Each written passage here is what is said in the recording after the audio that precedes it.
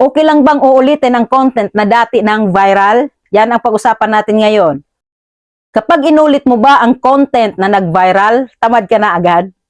Maraming creators ang natatakot ulitin ang content nila. Takot matawag na paulit-ulit, takot masabihang walang originality. Pero ito ang katotohanan na ayaw sabihin ng marami. Ang inuulit na content ay kadalasan yun ang nagpapalago. Una, hindi lahat ng audience mo napanood ang una mong post. Kung nag-viral ang isang content mo, hindi ibig sabihin lahat ng followers mo napanood yun. May bago kang audience araw-araw. May mga tao ngayon lang dumaan sa'yo. Kung hindi mo uulitin, sila ang nawawalan, hindi ikaw. Pangalawa, ang reputation ay strategy, hindi katamaran. Ang malalaking creators may isang mensahe pero iba-ibang paraan ng pagsabi. Same topic, different angle, different story, different hook. Hindi ka paulit-ulit, pinapalalim mo lang ang mensahe.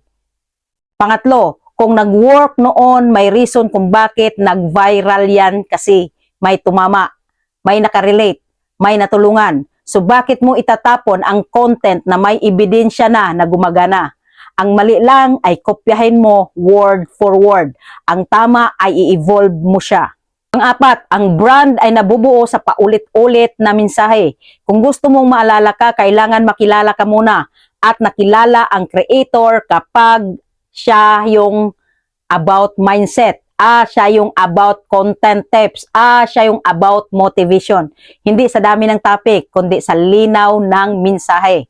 Panglima, mas delikado ang laging bago pero walang direksyon. May creators na araw-araw bago ang topic pero walang identity. May creators na paulit-ulit ang tema pero lumalakas ang boses. Hindi lahat ng bago ay effective. Hindi lahat ng luma ay walang silbi. So, tandaan mo ito. Kung may content ka na nagba-viral, huwag mong iwan.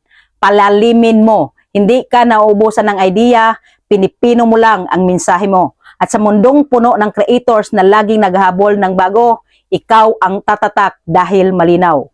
Natulungan ba kita? Paki-like, follow, and share.